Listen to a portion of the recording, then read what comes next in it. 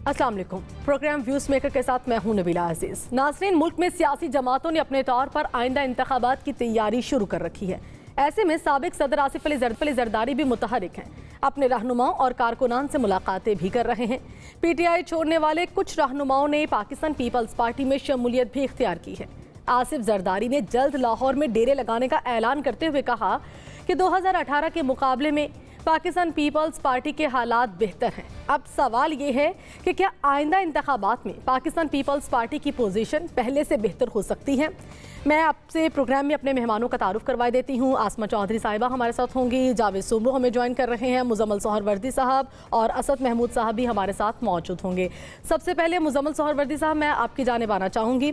Pakistan peoples party के शरीक chairman Asif Ali Zardari की जानिब से कहा जा रहा है कि अब पीपल्स पार्टी के लिए हालात बेहतर हैं, 2018 जैसे नहीं हैं। आप लाहौर में मौजूद हैं, कहिएगा कैसा सियासी पारा देख रहे हैं, क्या वाकई हालात बेहतर हैं?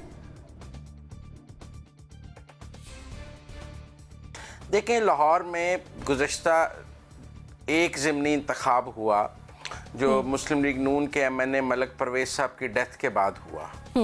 उनकी बेगम शाइस्ता परवेज़ ने मुस्लिम लीग नून से इलेक्शन लड़ा। PTI ने टिकट दिया जमशेद चीमा साहब को। जमशेद चीमा साहब के कागजात रिजेक्ट हो गए टेक्निकल बुनियादों पर और PTI के पास वहाँ उम्मीदवार ही नहीं था और मुकाबला हो गया मुस्लिम लीग नून और पीपल्स पार्टी के दरमियान। तो फिर पीपल्स पार्टी ने कोई 14-15 हज़ार वोट लिए, जबकि मुस्लिम लीग नून के कैंडिडेट ने कोई 60-70 हज़ार वोट लिए।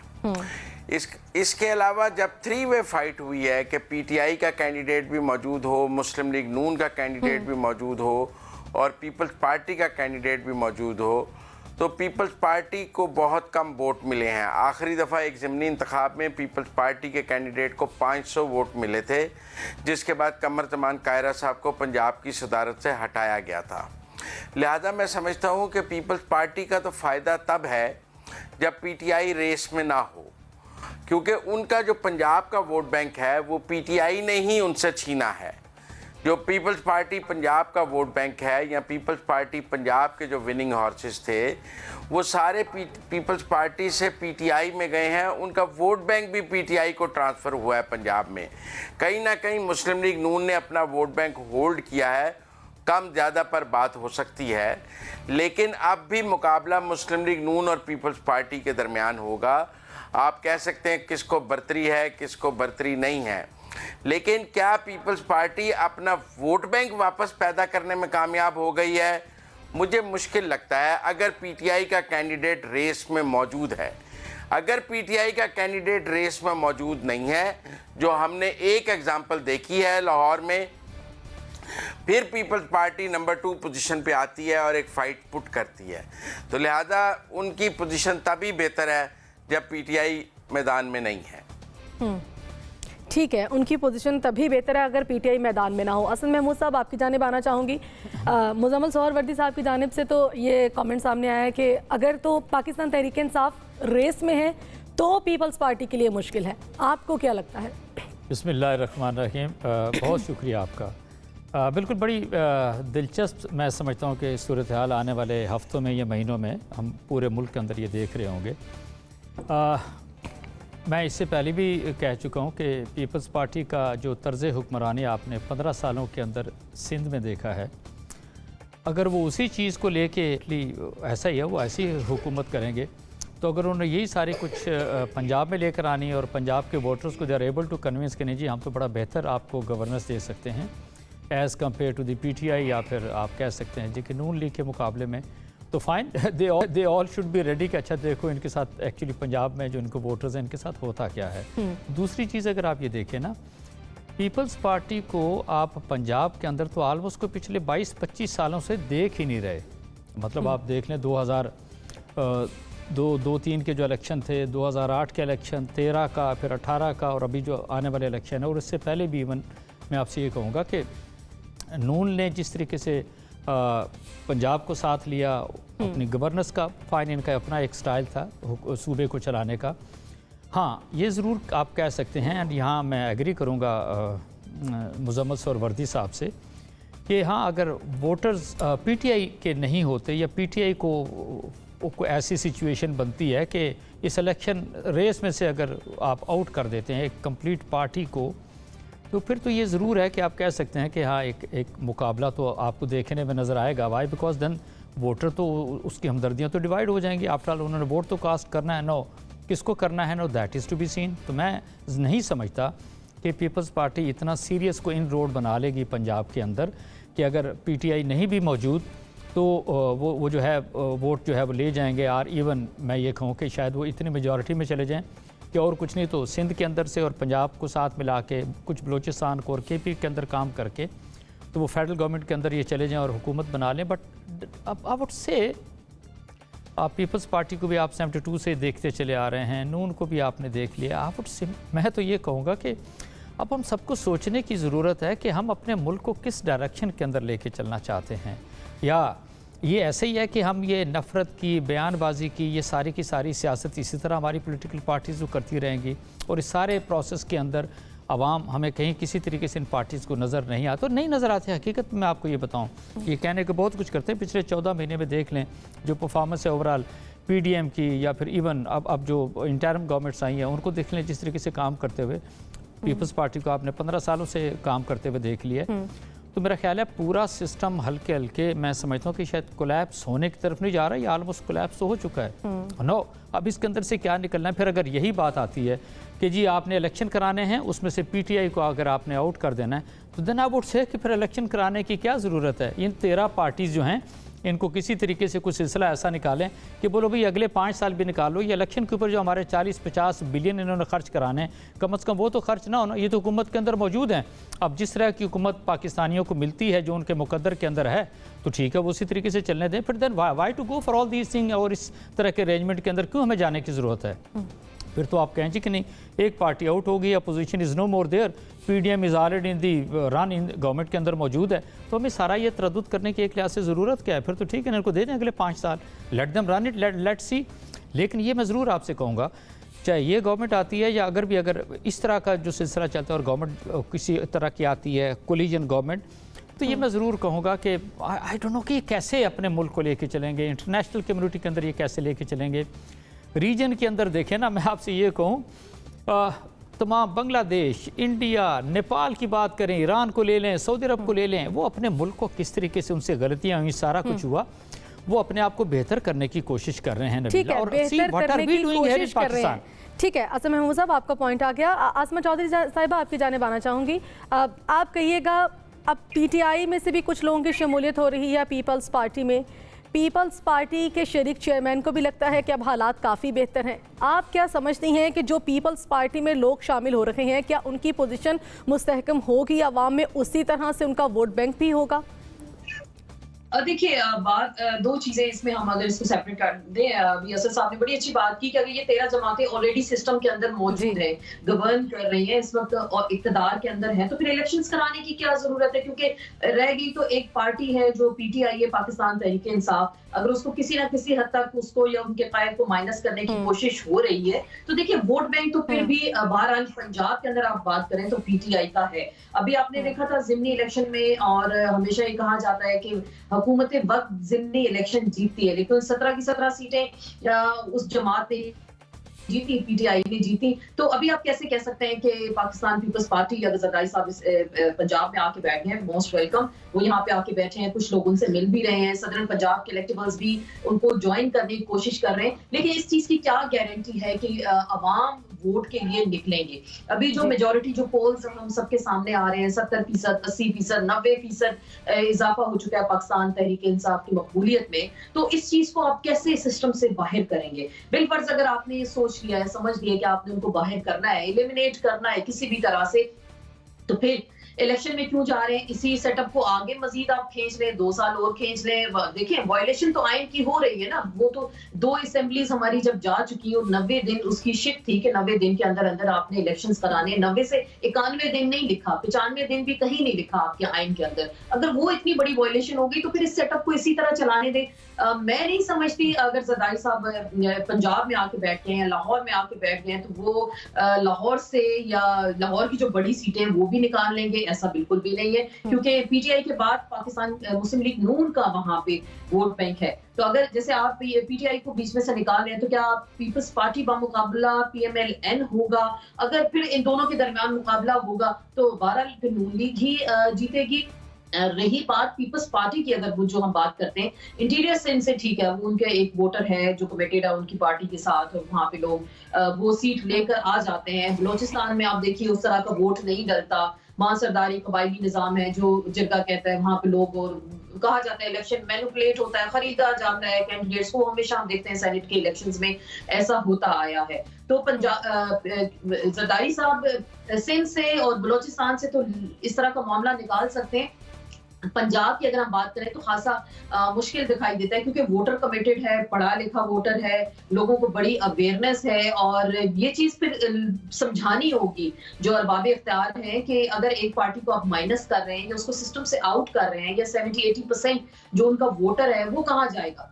देखिए पीपल्स पार्टी ने जब उनकी करप्शन की केसेस आए, ना अहली की चीजें बहुत सारी सामने आई, तो उनका वोटर शिफ्ट हो गया, कुछ पीटीआई में गया, कुछ साइलेंट वोटर, उसने आज तक उस तरह से वोट भी कास्ट नहीं किया। तो जो पीटीआई का वोटर है वो तो बड़ा कमिटेड है, वो तो हमेशा ये कहते हैं कि जी हम ना पीपल्स पार्टी को वोट देंगे, ना हम पीएमएल-एन को वोट देंगे। तो फिर किस नजरिए की बुनियाद पे पंजाब से आप सीटें निकालेंगे? और हमेशा ये कहा जाता है जो पंजाब से विन करता है वही मरकज में इक्तदार बनाने में कामयाब होता है, लेने में कामयाब होता है। तो ये बहुत सारी चीजों को देखना होगा। हाँ, ठीक है, बहुत सारी चीज़ों को देखना होगा। आसमा चौधरी साहिबा साथ रहिएगा। जावेद सुमरो आपकी जानिब आना चाहेंगे। आप कहिएगा, क्या वाकईतन पीपल्स पार्टी वापसी के लिए तैयार है? क्या शरीक चेयरमैन को जिस बात का यकीन है वाकई वो होने जा रहा है? जी बिल्कुल नबीला, मैं कम अज़ कम ये ज़रूर कहूँगा कि मैं इख्तलाफ करूँगा अपने बाकी दोस्तों के जो पैनल में मौजूद हैं, क्योंकि हमने माजी में देखा सन 2000 से लेकर सन 2023 तक पाकिस्तान पीपल्स पार्टी एक मौके पर बिल्कुल ही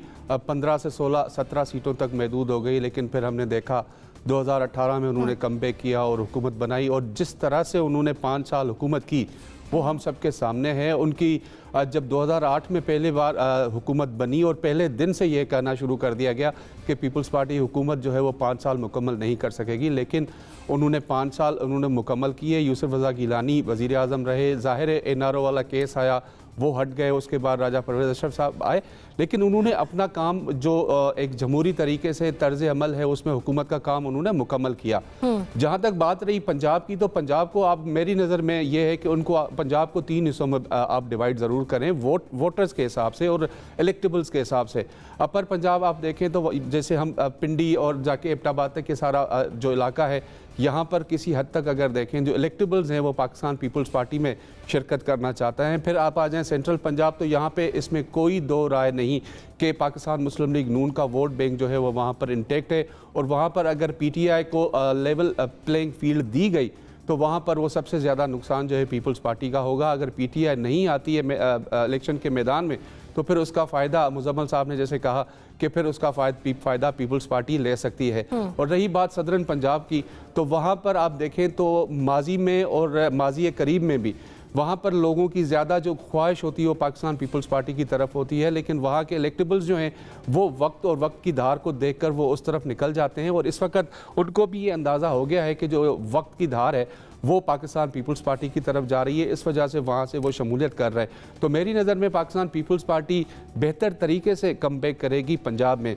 और जही बात सिंध के अंदर, तो सिंध के अंदर उनके पास ऑलरेडी ना सिर्फ इस वक्त आप देखें कि जो बलदियाती इंतखाबात हैं वो कराची के अंदर जो मेयर है वो अपना बनाना चाहते हैं, उनकी जो कोशिशें हैं उसमें कराची में उन्होंने बड़े अच्छे तरीके से कमबैक किया, वरना ये कहा जाता था कि पाकिस्तान पीपल्स पार्टी जो है वो कराची से बिल्कुल वाइप आउट हो गई है। बात की जाती है अंदरून सिंध की, जबकि अंदरून सिंध और कराची को एक ही मिलाकर देखें तो पाकिस्तान पीपल्स पार्टी का जो वोट बैंक है वो एज़ कम्पेयर टू जो दूसरी जमातें हैं हमारे पास वहाँ पे उनसे ज़्यादा है। और इसी तरह से अगर पीपल्स पार्टी को आप देखें बलूचिस्तान में, तो बलूचिस्तान में भी इलेक्टेबल्स की सियासत होती है, तो वहाँ के जो इलेक्टेबल्स हैं उनकी तरफ से भी यही सोचना शुरू कर दिया गया है कि पाकिस्तान पीपल्स पार्टी में शामिल होकर और पाकिस्तान पीपल्स पार्टी को साथ देना चाहिए। और खैबर पख्तूनख्वा के अंदर भी उनकी हमेशा जो है पीपल्स पार्टी की जो इत्तेहाद रहा है वो अवामी नेशनल पार्टी के साथ रहा है, उनका जो नज़रिया है वो तकरीबन एक ही है। तो इस वक्त जिस तरह से आसिफ अली जरदारी अपना सियासत कर रहे हैं, उनकी हर मुमकिन कोशिश ये है कि वो आगे आए और नेक्स्ट जो जनरल इलेक्शंस के बाद जो भी पोजीशन बनती है उसमें पाकिस्तान पीपल्स पार्टी आगे आए और वो अपना हुकूमत बनाए। ठीक है, आसिफ अली जरदारी की यही कोशिश है कि वो किसी तरीके से आगे आए और अपनी हुकूमत बनाए। जावेद सुमरो, आपका पॉइंट आ गया। मुजम्मल सोहरवर्दी साहब, आपकी जानिब एक बार फिर से आऊँगी। आप कहिएगा, जैसा कि पीपल्स पार्टी को भी और आसिफ अली जरदारी को बिलावल भुट्टो जरदारी से काफ़ी उम्मीदें हैं, तो क्या उनकी नज़र में बिलावल भुट्टो वज़ीर आज़म बन चुके हैं? क्या उनके वज़ीर आज़म के कैंडिडेट होंगे? जी, वज़ीर आज़म के उम्मीदवार तो उनके बिलावल भुट्टो होंगे। फॉरेन मिनिस्टर उन्होंने उनको बना लिया है और पाकिस्तान में प्राइम मिनिस्टर के सबसे अहम पोजीशन फॉरेन मिनिस्टर की है। हमने देखा है कि जो प्राइम मिनिस्टर के बाद सीनियर मोस्ट आदमी होता है वो फॉरेन मिनिस्टर बनाया जाता है और वो सेकंड इन कमांड उसको समझा जाता है। उसके बाद पाकिस्तान में 3 ही मिनिस्ट्रियाँ इंपॉर्टेंट हैं, इंटीरियर, डिफेंस और फॉरेन, और उसमें फॉरेन को सुपरमेसी हासिल है। लिहाजा अगर बिलावल फॉरेन मिनिस्टर बन गए हैं और उसके बाद उनकी उस परफॉर्मेंस को सराहा भी जा रहा है तो he is a candidate for prime minister, इसमें तो कोई दो राय नहीं है। अब सूरत हाल ये है कि नेक्स्ट इलेक्शन जो है वो 2018 का इलेक्शन नहीं होगा और जिन ज़िमनी इंतखाबात की बहुत बात की जाती है उसका जो बीच चौड़ाए हंडिया फोड़ी है फ़याज़ुल हसन चौहान साहब ने कि वो बाजवा साहब और परवेज़ इलाही की डील थी, वरना उससे पहले तो हम ज़िमनी इंतखाबात पंजाब के देख ही रहे थे। और ये जो सर्वेज हमें सुनाए जाते हैं वो जो रिटायर्ड SSP की कंपनी है एक कमरे की जहाँ से निकाल कर सुनाए जाते हैं वो भी सबके पास हैं। अगर लेवल प्लेइंग फील्ड होगी, बहुत बात की जाती है कि जी सिंध में पीपल्स पार्टी की हुकूमत देख लें, आप वोट बैंक देख लें, ज़मानत जब्त हो जाती है PTI की सिंध के अंदर, उम्मीदवार नहीं मिले बल्दियाती इंतखाबात में तहरीक इंसाफ को। कराची में तहरीक इंसाफ की हालत देख लें, जो 2018 का इलेक्शन देख लें और 2022-23 के ज़िमनी इंतखाबात देख लें कि Tehreek Insaf level playing field थी, अपनी वजारत उज़्मा में कराची की सीटें नहीं बचा सकी। अब बल्दियाती इंतखाबात में वो चौथे नंबर की पार्टी बनकर रह गए हैं वहाँ पे। तो उसी तरह अगर आप एक KP में आएंगे तो जहाँ ANP और पीपल्स पार्टी का इत्तेहाद हमें नज़र आ रहा है, वहाँ फजल रहमान और नून लीग का इत्तेहाद भी नज़र आ रहा है। अकेली PTI तो वहाँ बहुत कमज़ोर पोजीशन में, सब बंदे परवेज़ खटक से लेके सब KP के विनिंग हॉर्सेस जो हैं वो PTI को छोड़ गए हैं और इस तरह KP में उनकी पोजीशन बहुत कमज़ोर नज़र आ रही है।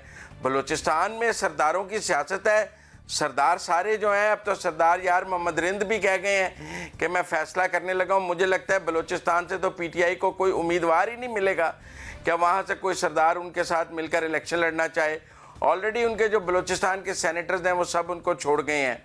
सेम इज द केस जो जनूबी पंजाब महाज बनाया गया 2018 में PTI को इलेक्शन जितवाने के लिए और फिर उस जनूबी पंजाब महाज को PTI में जम किया गया जिसकी बुनियाद पर ये सारी खेल खेला गया, वो शराजा बिखर गया है। वो सब उनमें से कुछ पीपल्स पार्टी में जा रहे हैं, कुछ नून में जा रहे हैं, जो जहांगीर तरीन के साथ जा रहे हैं वो नून के साथ एडजस्टमेंट में जा रहे हैं। तो PTI के पास बगैर विनिंग हॉर्सेस के बहुत कम मार्जिन होगा नेक्स्ट इलेक्शन में।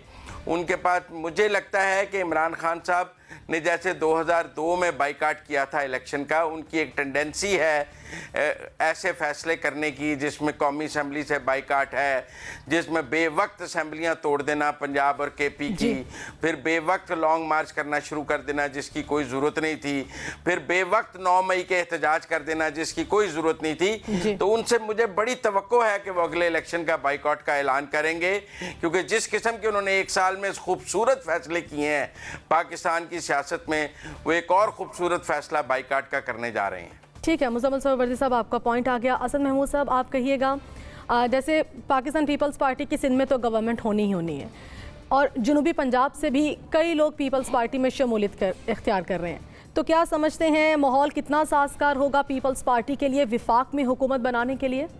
देखिए ना, मैं तो इसको एक दो एंगल से देखूंगा। आप यकीन माने कि सिंध के अंदर मैंने कभी भी नून लीग को उस तरीके से काम करते हुए नहीं देखा, रादर उन्होंने सिंध के ऊपर कभी फोकस नहीं किया। मैं कई सालों से ये कहता चला आ रहा था कि अगर नून लीग इतना सीरियसली इंट्रेंच्ड है पंजाब के अंदर और इवन KP के अंदर भी इनकी बड़ी अक्सरियत थी, तो इनके ऊपर सिंध के ऊपर भी इनको काम करना चाहिए था। एंड वाई आई से सो, बिकॉज इंटीरियर सिंध की जो हालत है और फिर इवन कराची और हैदराबाद की आप देखें, कोई ऐसा नहीं कि कोई इतना को 15 साल के अंदर कोई पीपल्स पार्टी ने वहाँ पर इतने काबिल फ़ख्र कारनामे अंजाम दिए हों कि वी से नहीं जी no it is there right, they should not only come and win Punjab, बल्कि वो बलूचिस्तान के अंदर या केपी के अंदर भी एक लिहाज से चले जाएँ। देखें, हम जो कोई भी कभी भी को बात करते हैं तो मेरा ख्याल है उस पार्टी का बैकग्राउंड, उसकी परफॉर्मेंस हमें ज़रूर जहन में रखनी चाहिए। दूसरी मैं आपसे अर्ज़ करूँ, हम तो आज मई 2023 के अंदर हैं। I was in Quetta August last year 2022 की मैं बात कर रहा हूँ। बाप की वहाँ पर गवर्नमेंट है।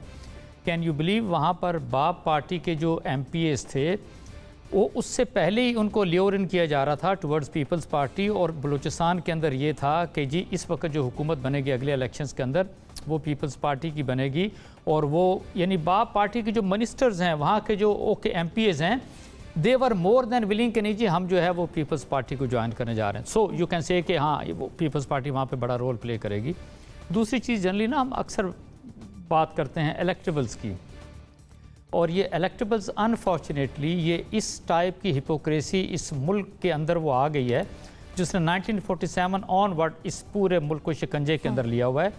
These are few hundred families जो कि इन्होंने पूरे ऐसे मुल्क को अपने शिकंजे में ले लिया। हकीकत में मैं आपसे ये बताऊं, इनका ये क्लाउट है, ये जाते हैं जितने भी उस हल्के के अंदर भी वोटर्स हैं, पढ़ाई लिखाई तो है कोई नहीं, इतनी समझ बूझ तो है कोई नहीं, वो कहते हैं ठीक है फ़लाँ को वोट दो। स्पेशली जनूबी पंजाब की बात करें और फिर आप इवन बलूचिस्तान की बात करें। But I would say now we are in 2023, और मेरा ख्याल है ये हमारे जो यंगस्टर्स हैं, स्पेशली जो पढ़े लिखे लोग हैं, उनके अंदर जो एक समझ बूझ आई है, जो अवेयरनेस आई है, जो पॉलिटिकल अवेयरनेस आई है, और जो ये सारी पार्टीज़ हैं, इवन PDM की भी और इवन PTI की भी बात करें, no they are absolutely clear कि अगर इलेक्शन होने हैं तो वो उनका वोट किस तरफ जाना है, that is also something very important. दूसरी चीज़, बिल्कुल हम बात करते हैं कि PTI के इमरान खान ने बहुत गलतियाँ की, इसमें बिल्कुल कोई शक नहीं है, बट ब्लंडर्स किए, इसमें भी किसी को कोई शक नहीं होना चाहिए। बट आई वुड से कि पार्टी उन्होंने जिस तरीके से चलाई, अपने लोगों को जिस तरीके से ट्रेन किया, 9 मई का जो एक्शन किया, मिलिट्री इंस्टॉलेशंस के ऊपर जिस तरीके से हमलावर हुए, आई वुड सिंपली से हाँ all those who are responsible उनको बिल्कुल उनको जो है वो सज़ा मिलनी चाहिए, इसमें कोई शक नहीं है। ठीक है, असल लेकिन नहीं, मैं आखिरी बात आपसे कहूँ, हम जब भी कल भी हमने डिस्कशन की तो ऐसा कहा था जी कि ये 13 पार्टियां जो हैं PDM की, ये सिर्फ इलेक्शन में हिस्सा लेंगी, PTI is no more. No, PTI एक बहुत बड़ी इस मुल्क की पोलिटिकल पार्टी है। Let there be somebody else from PTI, कोई और शख्स इस पार्टी को आके लीड करे। लेकिन आप अगर उसको साइड पे करते हैं तो फिर अगेन आई वुड से कि फिर आपको इलेक्शन किस लिए कराने हैं भाई, फिर तो टर्म तय कर लें, जैसे बलूचिस्तान में हमने की थी। 2.5 साल आप पीपल्स पार्टी को दे दें, उनका प्राइम मिनिस्टर आ जाए, और 2.5 साल जो है वो आप नून लीग को दे दें, उनका प्राइम मिनिस्टर आ जाए, और सदर जो है वो आप बना दें फजलुर रहमान को, काम खत्म हो गया, सारे खुश खुश जाएंगे अपने घर के अंदर। महमूद साहब, आपका पॉइंट आ गया। आसमा चौधरी साहिबा, आप कहिएगा, आप इसको किस तरह से देखती हैं? विफाक में पीपल्स पार्टी हुकूमत बना सकेगी और नून लीग के लिए कितना चैलेंजिंग होगा पंजाब में, क्योंकि पीपल्स पार्टी पंजाब में कदम जमाने की बात कर रही है? देखिए, ये तो जब उस वक्त चीज ये साबित होगी ना कि लेवल प्लेइंग फील्ड दिया जाएगा। अगर आप PTI पे किसी किस्म की पाबंदी ना लगाएं, उनके कायद को आप माइनस ना करें, उनकी पार्टी के अंदर जो तोड़ फोड़ आप कर रहे हैं, आप देख रहे हैं मुराद रास हो गए और दीगर उनकी पार्टी के जो लोग थे उनमें मुलविस थे, उन पे FIRs थी, वो आए हैं मीडिया के सामने, उन्होंने माफी मांगी, प्रेस कॉन्फ्रेंस की, सारे केस वापस हो गए। बाकी लोग जो अभी तक डटे हुए हैं उनको उनकी FIRs वापस नहीं हो रही। सबसे पहले तो आप कानून और इंसाफ की बात ना, माशरे के अंदर अगर आपने करनी यहाँ तो बात करें तो आपको उठा लिया जाता है, अगले दिन आपको कहीं ना कहीं और पहुंचा दिया जाता है। तो ये चीज सब लेवल प्लेइंग फील्ड होगा। सर्विस को भी चले छोड़ दे, पाकिस्तान की आवाम क्या सोचते हैं, ये किसी फर्दे वाहिद का इख्तियार नहीं होना चाहिए कि PTI नहीं आएगी, PTI माइनस होगी, या इसके जो कायद है उनको आप माइनस कर देंगे। तो फिर आप देखेंगे पंजाब हमने नून को देना है, पीपल्स पार्टी को हमने सिंध और बलूचिस्तान देना है, KP हमने फजल रहमान को देना है। ये आपने अगर सब चीजें पहले से डिसाइड की है तो फिर छोड़ देना, फिर इलेक्शन का ड्रामा आप क्यों रचा रहे हैं, फिर आप लोगों को क्यों बेवकूफ बना रहे हैं। आप 21 अरब पंजाब और KP के इलेक्शंस के लिए नहीं दे सके, हजारों अरबों के आप कर्जे महाना लेते जा रहे हैं, तो ये किस खाते में जाएगा? अगर आपने पाकिस्तान को एक सही सिमत में चलाना है, किसी एक डगर पे आपने चलाना है पाकिस्तान को, तो फिर आपको ये असूलन ये फैसले करने होंगे और ये पाकिस्तान के अवाम को करने होंगे। देखिए, लोग एहतसाब करते हैं, अवाम वोट के जरिए। 5 साल बाद जब भी इलेक्शन होता है तो वो वोट के जरिए एहतसाब होता है। ये तो नहीं होता कि इलेक्टेबल 4 करोड़ आप लेके आके आपकी जेब में डाल देंगे और आप कहेंगे कि जी ये ठीक है, आपको ये सीट मिल गई, आप यहाँ से जीत जाएंगे। बलूचिस्तान से आपने एक सेनेटर बनवाना है, 40 करोड़ की एक कीमत लगाएंगे, आप हाउस के अंदर एक अपना सेनेटर ले आएंगे। ये चीजें देखिए, सियासत के अंदर इस गंद को साफ करें, लोगों की मर्जी और मंशा के मुताबिक चलें, चाहे वो सर्विस झूठे हैं सच्चे हैं, कोई रिटायर्ड एसपी करा रहा है या कोई जर्नैल करा रहा है, आप उन सर्विस की हकीकत को भी छोड़ दें, फेयर एंड फ्री इलेक्शन कराएं। अगर ये फेयर एंड फ्री इलेक्शन हो गया, एक पार्टी को माइनस ना किया, तो फिर आप देख लीजिएगा पंजाब किसका है, सिंध किसका है, बलूचिस्तान ठीक है, फेयर एंड फ्री इलेक्शन होने चाहिए। आसमा चौधरी साहब, आपका पॉइंट आ गया। इस चीज को मानना होगा, इस चीज को आपको मानना होगा। IMF भी आपसे चीजों पे अब डील नहीं कर रहा, वो भी आपसे कह रहे हैं कि पहले आप अपने हालात ठीक करें तो फिर आगे चलें आप। ठीक है आसमा चौधरी साहब, आपका पॉइंट आ गया। जावेद सुमर साहब, आप कहिएगा इंतखाबी कैंपेन में रवैये को किस तरह से देख रहे हैं, क्योंकि इस वक्त इत्तेहादी हुकूमत 11 जमातों की है और अब हम देखते हैं जो पीछे भी इलेक्शंस हुए, जो बल्दियाती इंतखाबात भी हुए, उसमें भी हमने देखा कि नून लीग और पीपल्स पार्टी की जानिब से जो भी कैंपेन चलाई गई उसमें रवैया बहुत ही नरम रखा गया एक दूसरे के लिए। क्या जो जनरल इलेक्शंस होंगे उनमें भी रवैया तब्दील होगा या पहले अदवार की जैसा रवैया होगा? ये देखिए, जनरल इलेक्शंस की जो अगर हम डायनामिक्स की बात करें तो वो टोटली डिफरेंट होती है जो ज़िमनी इंतखाबात होते हैं उसके लिए। उसमें तो ज़ाहिर है जब दोनों या तीनों पार्टी के या जितनी भी पार्टीज़ होती हैं उनके जो वहाँ पे उम्मीदवार होते हैं वो तो ऐसी एक दूसरे के ख़िलाफ़ बातें करते हैं कि जो उनके कॉर्नर मीटिंग्स होती हैं उसमें बंदा हम जैसा बंदा बैठ के परेशान होता है कि यार ऐसी चीज़ें यहाँ इस कॉर्नर मीटिंग में बोली कैसे जा सकती हैं। रही बात जहाँ तक पाकिस्तान पीपल्स पार्टी को, तो मैं ये कहूँगा कि आप अगर माजी करीब में देखें, जब से इमरान खान साहब ने 2 हुकूमतें अपनी सूबे की तो ख़त्म की, उसके बाद से लेकर और उससे पहले उन्होंने कम से कम तनकीद की है पाकिस्तान पीपल्स पार्टी पे। जिस रेशो से उन्होंने तनकीद की शरीफ फैमिली पर, मियाँ नवाज़ शरीफ पर, शहबाज शरीफ पर और उनकी दीगर फैमिली पर, उस तरह से या उस हद तक जाके या उस जो है सूरत हाल से जाके उन्होंने कभी भी पाकिस्तान पीपल्स पार्टी पर तनकीद नहीं की। शायद उनको भी ये अंदाज़ा था कि पाकिस्तान पीपल्स पार्टी जो है उनकी कहीं ना कहीं जाके साइड लेगी। तो उसकी मैं मिसाल ये बता रहा हूँ कि जब से ये बात कही जा रही है कि पाकिस्तान तहरीक इंसाफ को ख़त्म कर दिया जाए, उनका जो पॉलिटिकल राइट है उनको ख़त्म करके उनको बैन कर दिया जाए या फिर -1 फार्मूला इस्तेमाल करके इमरान खान को पीछे कर दिया जाए, तो इस सारे सिनारियों में भी आप देखें तो पाकिस्तान पीपल्स पार्टी के शरीक चेयरमैन हो या चेयरमैन हो बिलावल भुट्टो जरदारी, तो उन्होंने हमेशा इस बात की मुखालफत की है। उन्होंने कहा है कि जी कुछ ऐसा कोई भी ऐसी पाबंदी किसी भी सियासी जमात पर नहीं लगनी चाहिए। तो अगर इन चीज़ों को हम साथ मिलाएं और इसको मैयर करें तो कहीं ना कहीं जाके इन दोनों सियासी जमातों को अंदाज़ा है कि आइंदा इंतखाबात में उनको किसी न किसी जगह पे जाके फ़ायदा मिलेगा। और जिस तरह के सियासत जो है माजी में और माजी करीब में हम देखा कि आसिफ अली जरदारी ने की है, उससे उन्होंने हमेशा फ़ायदा ही हासिल किया है। और जिस तरह से ये भी मैं आपको बताऊँ कि उन्होंने बिलावल भुट्टो जरदारी की जिस तरह से उन्होंने परवरिश की है सियासत के अंदर, उससे लगता है कि वही वज़ीर आज़म बनेंगे और वही वज़ीर आज़म के कैंडिडेट हैं। और जिस तरह से सिंध के अंदर उनकी पोजीशन है, तो ये कहना बिल्कुल ही दो राय नहीं होगी कि वहाँ पर पाकिस्तान पीपल्स पार्टी की पोजीशन मजबूत है, क्योंकि सिंध के अंदर तीसरी कोई जमात, दूसरी कोई जमात वहाँ पर पेनिट्रेट नहीं कर सकी, ना ही उन्होंने वहाँ जाके सियासत किया। ठीक, आपका पॉइंट आ गया, आप सब मेहमानों का पॉइंट आ चुका है। नेक्स्ट सेगमेंट पर जाएंगे लेकिन एक ब्रेक के बाद। स्टे विद अस।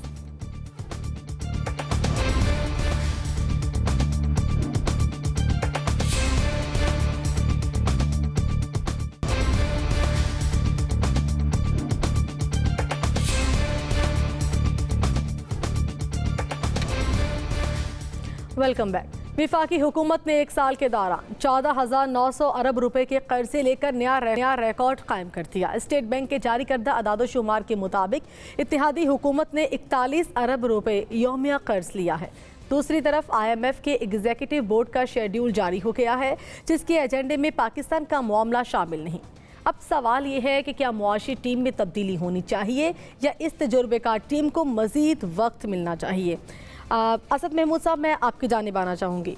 क्या समझते हैं, क्या इस टीम में वाकईतन तब्दीली होनी चाहिए या इसी टीम को मज़ीद वक्त मिलना चाहिए? ऑलराइट, पहले तो मैं आपसे ये अर्ज़ करूँगा कि किसी भी मुल्क के अंदर ना, जब आप देखते हैं कि एक पॉलिटिकल इंस्टेबिलिटी है, उसकी जो मुआशी पॉलिसियाँ हैं उनके अंदर कोई कंटिन्यूटी नहीं है और वो पॉलिसीज़ जितनी भी हैं वो प्रेडिक्टेबल नहीं हैं। जब ये 2-3 चीज़ें आती हैं, फिर उसी के साथ आप लिंक करते हैं कि क्या इस सोसाइटी के अंदर, इस मुल्क के अंदर कोई कॉन्स्टिट्यूशन काम कर रहा है, रूल ऑफ लॉ एग्जिस्ट करता है, क्या लोगों को जो है वहाँ पर इंसाफ मिलता है, और फिर जो सरमायादार है वो आता है, तो जब वो सरमाया लेकर आता है तो उसको फील होता है कि नहीं यार मुझे इस मुल्क से कुछ फ़ायदा हो सकेगा कि नहीं। एंड अनफॉर्चुनेटली ये जितनी बातें मैंने आपसे कही हैं, कोई एक चीज़ इस वक्त पाकिस्तान के अंदर एग्जिस्ट नहीं करती। हम जो मर्जी कह लें जी ये हो गया वो हो गया, फलां है ढिमका है, बात ये आती है 2014 के अंदर नबीला पाकिस्तान की जो एक्सपोर्ट थी वो थी 25 अरब डॉलर की, और इस साल ये कहते हैं कि इन्होंने टारगेट रखा 30 अरब का, और ये 27 अरब तक मुश्किल से जाएंगे। यानी आप सिर्फ इतना देखें कि 14 से लेकर 23 तक हमने सिर्फ 2 बिलियन की जो एक्सपोर्ट थी उनको इंक्रीज़ किया। हमारे बाहर पाकिस्तानी हैं, मतलब इन 14 महीनों के अंदर इस पीडीएम की गवर्नमेंट ने कोई ऐसा काम नहीं किया कि जो आप ये फील करो कि नहीं उनको नाराज़ ना किया हो। उनको वोटर लिस्ट से हटाना, उनको बददिल करना, उनके पीछे FIA को डाल देना, सारा कुछ कर लेना, और नतीजतन क्या हुआ, वो आते थे पाकिस्तान के अंदर इन्वेस्टमेंट भी करते थे। और नॉर्मली ये था कि आज के दिन तक मैं फ़ील करता हूँ कि शायद हमारी वहाँ से जो फॉरेन रेमिटेंसेस आती हैं वो शायद हम 40 बिलियन तक जा चुके होते, जो कि मुश्किल से मेरे ख्याल 27-28 अरब डॉलर तक हम पहुँच सकेंगे। नो व्हाट वी से, ये सारे फैक्टर्स प्लस ये इस तरह की पॉलिसीज़ जब आप लेकर आते हैं, क्योंकि इस जो लोग आए हुए हैं ना, जो पीडीएम के लोग हैं, वो सारे के सारे देख लें, उनकी नेशनैलिटीज़ उनके बच्चों की बाहर की है, उनके असारे बाहर हैं, उनका रहन सहन बाहर है, वो अपना इलाज बाहर कराते हैं। हाउ डू यू एक्सपेक्ट कि इन लोगों को पाकिस्तान से हमदर्दी होगी? ये बड़ी ज़रूरी चीज़ें हैं जो हम सबके समझने की हैं। और उससे भी हट के मैं आपसे ये बताऊँ, ज़रा कंपैरिजन तो करें ना, कि आज हम 2023 के अंदर जब हम देखते हैं बांग्लादेश को, और उसकी एक्सपोर्ट कितनी है 52 बिलियन की, हमारी कितनी 27 अरब डॉलर की। I would say where do we stand today? उनका फॉरेक्स रिजर्व बांग्लादेश का, बाकी तो मैं किसी से कंपैरिजन में नहीं जाता ना, 41 बिलियन का जो फॉरेक्स रिजर्व बांग्लादेश का एज ऑफ टुडे, और हम 4 अरब डॉलर पे बैठे हुए हैं। And why it is so, because वो जो इंटरनेशनल इस्टेब्लिशमेंट है ना, वो जो इकनॉमिक हिटमैन है, उसने अपने लोग इन शक्लों के अंदर पाकिस्तान के अंदर बिठाए हुए हैं।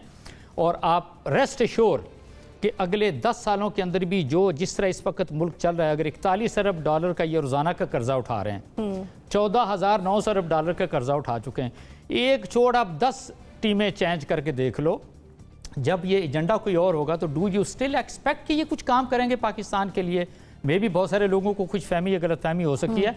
आई have no doubt, absolutely no doubt. हकीकत में मैं आपसे बताऊं, जब मैंने इस मुल्क में रहना नहीं, इलाज नहीं कराना, मेरी जायदादें सारी बाहर है, मेरे बच्चे बाहर सेटल हैं, why should I be bother? हाँ, मैं ये ज़रूर कर सकता हूँ, अगर मुझे इक़्तिदार मिलता है तो इस मुल्क को एक लिहाज से मुझे चलाना है। हमें बहुत सीरियसली देखना है कि ये सारे के सारे लोग, मैं पीडीएम की भी बात करता हूँ, पीटीआई की भी बात करता हूँ, ये सारी पॉलिटिकल पार्टीज हमारे मुल्क को किस तरफ लेके चली गई हैं? Where do we stand today in the international community? हम अपने रीजन के अंदर कहाँ ठहरते हैं? आप सोचें, बांग्लादेश के 0.38% के बराबर हमारा 1 रुपया चला गया। ठीक है असद महमूद साहब, मुजम्मिल साहब आपकी जानिब आएंगे। आप कहिएगा, इसहाक डार की वापसी से बहुत उम्मीदें थी, बहुत धूमधाम से उनकी वापसी हुई और बहुत दावे किए गए, लेकिन अमलन कुछ नज़र नहीं आया। कहा जा रहा था कि डार की वापसी से डॉलर नीचे आएगा, लेकिन डॉलर का रेट दिन ब दिन ऊपर जाता जा रहा है। क्या इसहाक डार की वापसी जो थी वो अब मायूस करती जा रही है?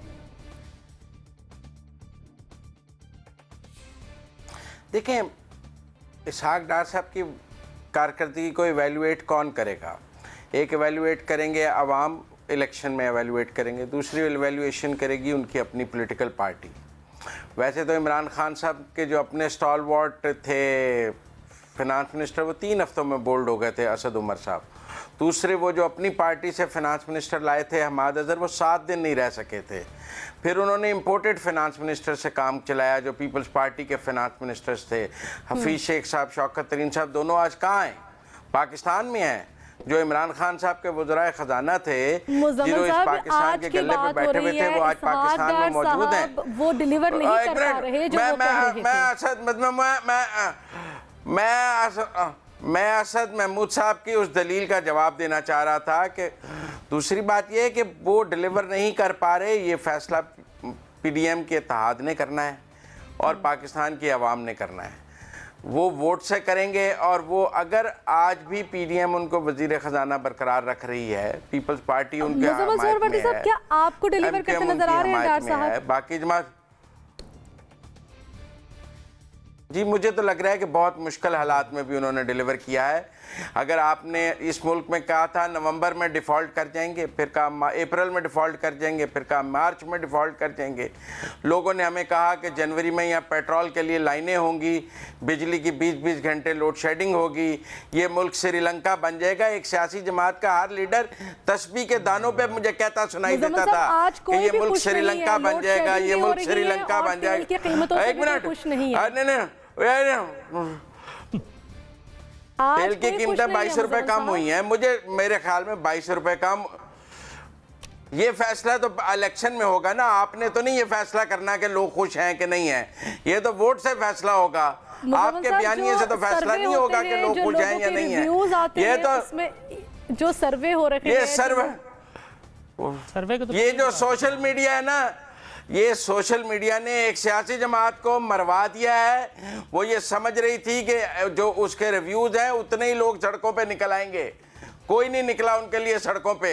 वो जो 50K 100K 200K आते थे ना ट्वीट्स, पीछे कोई बंदा नहीं, सड़क पे 500 लोग नहीं थे निकलने वाले। मुजम्मिल साहब सोशल मीडिया को भी साइड पर रख दे। मुजम्मिल साहब सोशल मीडिया को हम साइड पर रखते हैं, लेकिन यहाँ पर देखिए एक डिफॉल्ट मुल्क श्रीलंका की बात करते हैं। वहाँ पर अद्वियात की कीमतें इस वक्त पाकिस्तान से काफ़ी कम है, 16% उन्होंने कम की हैं। अब ये आपसे ये जानना चाहेंगे कि पाकिस्तान के जो इक्तिसादी राबता कमेटी है उसमें अद्वियात महंगी करने की बात की जा रही है। इस पर मैं आपका पॉइंट लूंगी, मैं इस पर आपका पॉइंट लूंगी, लेकिन एक ब्रेक के बाद।